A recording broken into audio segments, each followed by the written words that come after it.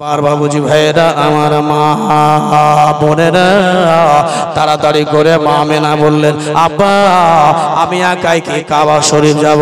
আব্বা গো আমি কাবা শরীফ গিয়ে আমার লাভ কি হবে? বেরি রে, তোমার পেটে যেটা বাচ্চা আছে রে মা, এ বাচ্চা ভালো হয়ে থাকবে। আব্বা তাড়াতাড়ি করে এবার মা আমেনা নিজের পেটের বাচ্চাকে নিয়ে মিয়ার পেটে বাচ্চাকে নিয়ে তাড়াতাড়ি করে এবার মাথাতে পর্দা করলেন। পর্দা করার পরে এবার বের হবে মক্কা। মক্কা আপনাদের গ্রামে কেউ হাজি আছে কিনা জানি না বাবা, আল্লাহ যেন করে যেন এই গ্রামে কোনো হাজি সাহেব হয়ে যায়। আব্বা চট করে এবার মা আমেনা নিজের পেটের বাচ্চাকে নিয়ে আর কয়েকটা গ্রামের মেয়েকে নিয়ে চললেন কাবা। কাবা কাবা শরীফের চারদিকে ঘোরা হবে। কাবা শরীফের 7 চাক্কার লাগা হবে, যেটাকে তাওয়াফ বলা হয়।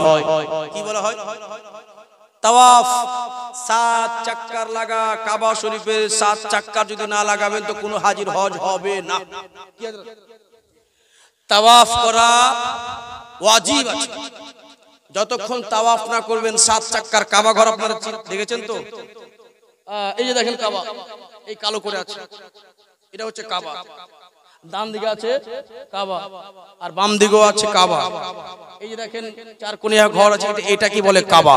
এই কাবা ঘরের কাছে যাবেন হযরত মা আমেনা যাবে।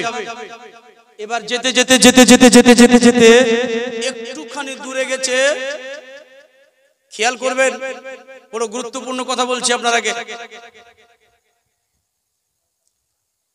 মা আমেনা চট করে বলছে, ওগো গ্রামের মেয়েরা, আজকে কি ভূমিকম্প হচ্ছে? তো বলছে না তো। বলছে আমার চোখটা যেন লাগছে না, বুঝতে পারি না, কাবা ঘর যেন হিলছে। কাবা ঘর, এই ঘরের কথা বলছে মা আমেনা যে হিলছে। মেয়েরা বলছে কই আমাদের চোখে তো পড়ছে না, আমরা তো দেখতে পাচ্ছি, আমরা দেখছি কাবা ঘর যেখানে আছে ওই যুগ যুগ যুগ যুগ যুগ যুগ যুগ যুগ যুগ যুগ করে দেখতে পাওয়া যাচ্ছে কাবা, যেখানকার আছে সেখানে আছে। আমেনা বলছে তাহলে আমার চোখ কি খারাপ? আমার চোখ কি খারাপ না বাস্তবে কাবা ঘর হিলছে?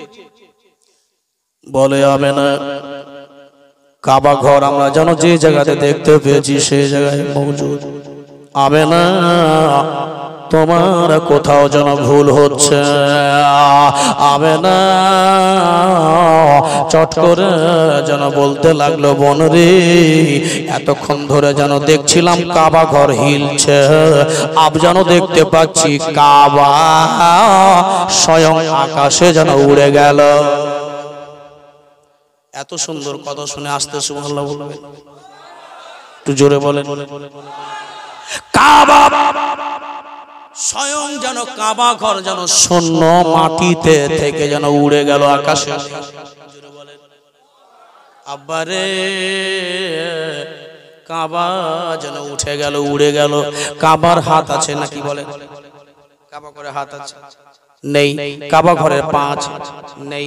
কাবা হলো পাথরের ঘর বেটারে, কাবা হলো পাথরের ঘর, কাবার কোনো হাঁটার শক্তি নাই। কিন্তু বাবা কাবা ঘর উড়ে গেল। আমেনা বলে, ও আমার সঙ্গানীরা, শোনো শোনো গ্রামের মেয়েরা, আমি যেন এতক্ষণ হিলতে দেখছিলাম, এখন দেখছি কাবা যেন উড়ে গেল।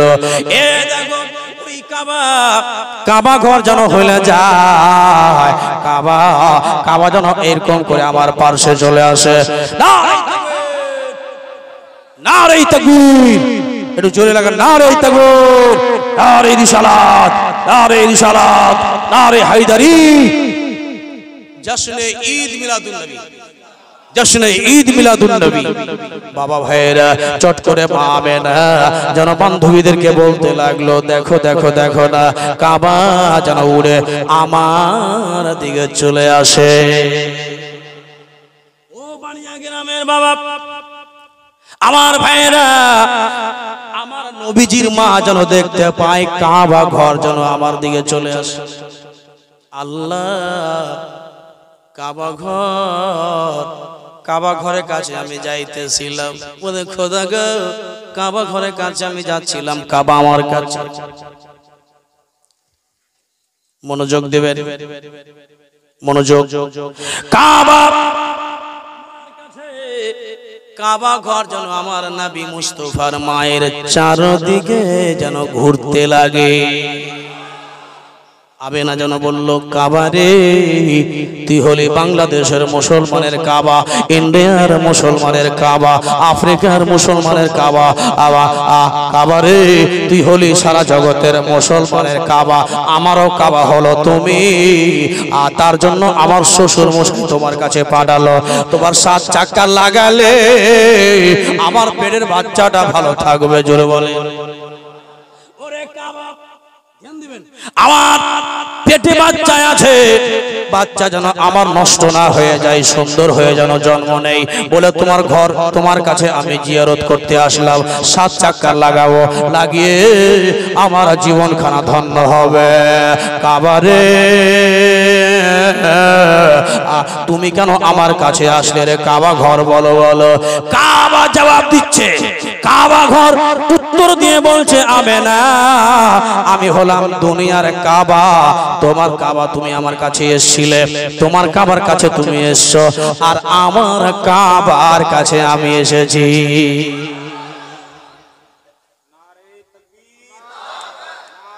रिसालत जिक्र आमदे रसूल, नाराए तकबीर, नाराए रिसालत, सरकार की आमद, आका की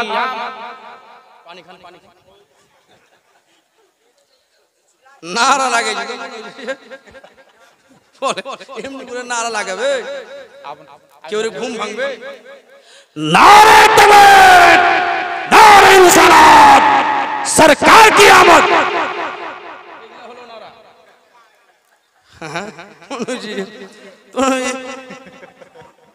হসপিটাল থেকে আসে না,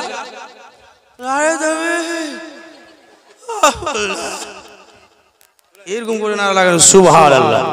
যাই হোক, বুঝতে পারছি যে এগুলো কিন্তু আপনাদের দোষ আছে, আমার মন বলছে আপনারা কম খিলি রেখেছেন। আলহামদুলিল্লাহ। তো কাবা ঘর ঘুম ভাঙলো আপনাদের না? ফের লাগাবো বলছেন না, লাগে নাকি মা? সুবহানাল্লাহ। তো মা আমেনা বলছে ও কাবা তুমি আমার পাশে কেন, তোমার কাছে তো আমি এসেছি। বলছে ও আমেনা তোমার পেটের বাচ্চা আমার কাবা। আর বুঝতে কি পারলেন যে কাবার কাবা হচ্ছে আমার নবী। এর বলবেন না কাবা ঘর বলছে আমেনা তোমার কাবা আমার, তোমার পেটের বাচ্চা হলো আমার কাবা। তার জন্য কবি কি বলেছেন, তুমি আমার কাবার কাবা, তুমি কে বলছেন? কবি বলছেন তুমি আমার কাবার কাবা, ঈমানেরি জান, নবী তোমায় দেখে সালাম জানায়, হাজারো সালাম, নবী তোমার প্রতি জানাই আমি হাজারো সালাম। আব মা আমেনা খুশি হয়ে বাড়ি আসলেন। এসে যেমনি বাড়ি এসছে বাবু, তো মেয়ে ছেলেকে তো বুদ্ধি কম, আল্লাহর এগুলা কি লীলা যে খিলা। শাশুড়ি আর বহু থেকে ঝামেলা তো প্রায় বাড়িতে হয়, আর যেই বাড়িতে শাশুড়ি বউ থেকে ঝামেলা হয় না, বুঝতে হবে যে ভাইটা খুব ভালো আছে। আমেনার শাশুড়ির নাম ছিল ফাতেমা। কি নাম? ফাতেমাটা কে? আব্দুল মুত্তালিবের স্ত্রী, নবীজির দাদি। কি নাম? নবীর দাদুর নাম কি একবার বলেন তো জোরে। কেউ কারো মুখস্থ? আচ্ছা একটা আমি কথা বুঝতে হবে, পাগলা বকছি আমার মনে হয়েছে যে একবার মনে পাগলই বকছি মনে হয়। নবীজির দাদুর নাম হচ্ছে আব্দুল মুত্তালিব। কি নাম? একটু জোরে বলে, একটু আর জোরে শুনতে চাই। Abdul Muttalib. এরাও মনে মনে করছে পাগলা পেলেছো, বারবার খালি কথা কইতে। নবীজি দাদির নাম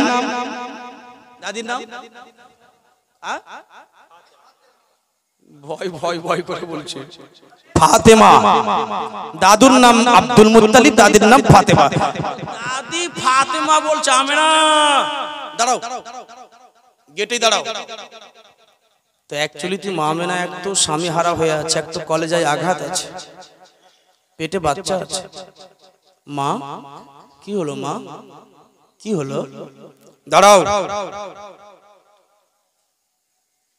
তুমি কোথায় গেছিলাম?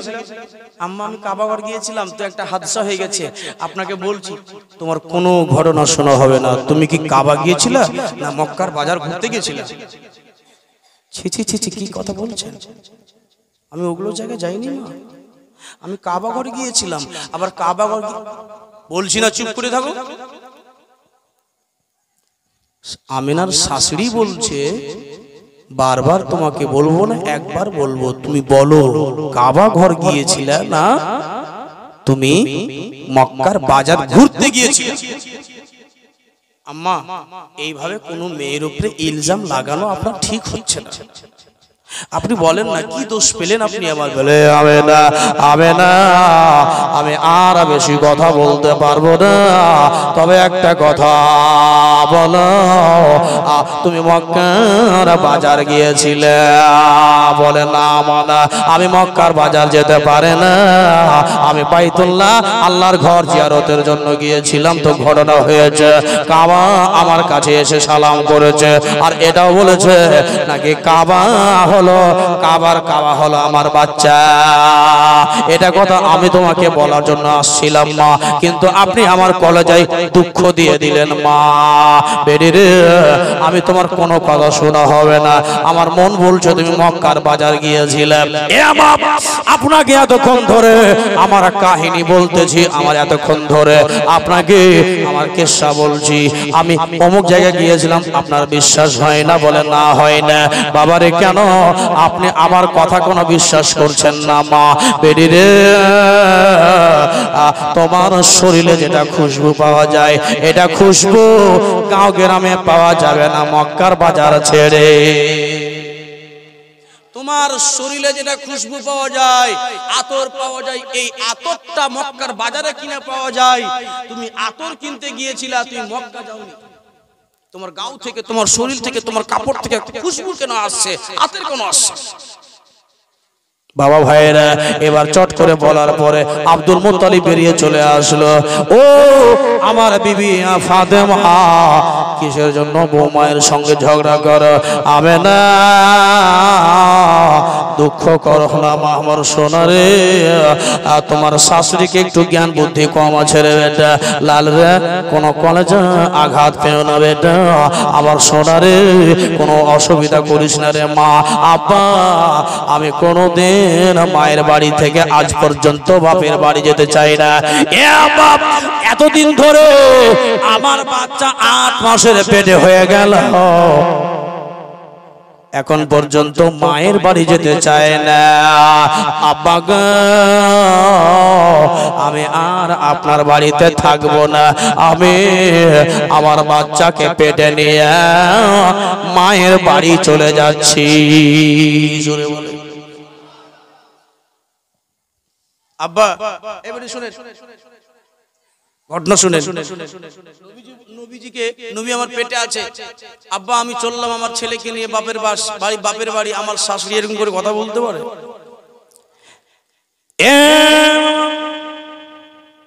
একবার জোরে বলুন সুবহানাল্লাহ।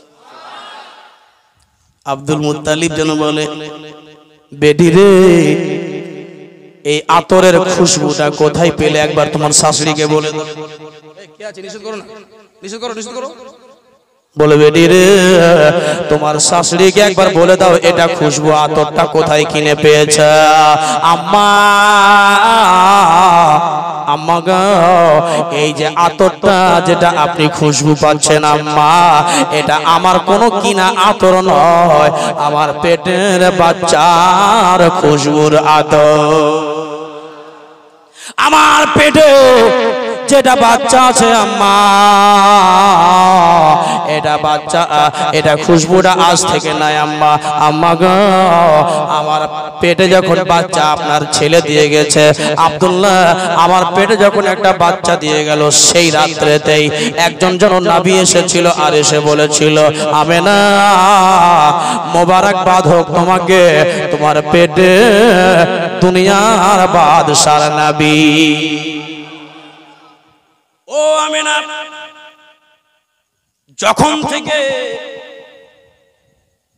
যখন থেকে আম্মা আমার যখন পেটে যখন বাচ্চাটা আসলো, সেই রাত ধরে আমার গোটা দেহ তো দূরের কথা, আমার গোটা শরীরে যেন আতরে যেন মহকা। জোরে বলে কাহিনী শেষ, ধ্যান দিবেন, কাহিনী শেষ। শেষ হয়ে গেল? শেষ হলো না? আরো হবে, আরো হবে। আপনারা বললে হবে, না বললে হবে, কারণ যে স্টেশন আমাদের একটা স্টেশন আছে, স্টেশন না গেলে আমরা ছাড়বো না। সুবহানাল্লাহ। আচ্ছা দেখেন এবার হচ্ছে কি, দেখেন এই যে এই চাচা इधर आ जाइए, आप आगे मत आइए। हो गया बेटा, क्या हुआ? আপনাকে পরে দিচ্ছি, দেখো। আরে দিচ্ছি আপনাকে, আপনি আমার কাছ থেকে নিয়ে নিন। শুনেন, এদিকে ধ্যান দেন, আমার আগা থেকে কেউ আসবে না। শুনেন,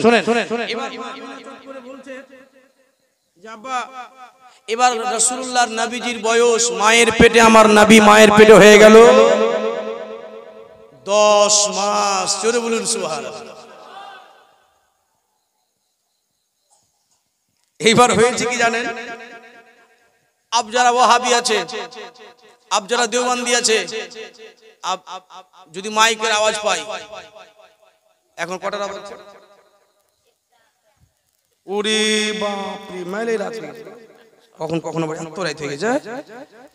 সুবহানাল্লাহ, এতক্ষণ ধরে জালসা বলছি, মনেই লাগে না যে হ্যাঁ রাত হয়েছে। এটা আপনাদের মোহাব্বত বলেন? এতক্ষণ ধরে যে বলছি, একটু দয়া হয় না? একবার ময়া হয় না যে বলেছে একটু চা খান? সুবহানাল্লাহ। ঠিক আছে, আপনারাও জোশে পড়েছেন, আমিও জোশে পড়ে গেছি। আচ্ছা দেখেন কি হচ্ছে, हम अपने नबी पाक से प्यार करेंगे। একটু ফিডব্যাক দিবা পুরোটা, বুঝতে পারলাম? তাহলে বলতে ভালো লাগবে। দেখেন বলবো না, ছেড়ে দেবো? বলবো। জি বলেন। রাসূলে পাকের মোহাব্বতে নবী আমার জগতে আসছেন। ওই রাত একটা সময় কে ফোন করে গো? চাক্কা টাকা চল না তো? কঠিন ব্যাপার। এই দেখেন আমার নবী যখন আসে, আমার নবী যখন আসে তো আল্লাহ বলছে জিবরাইলকে, কাকে বলছে? জিবরাইল।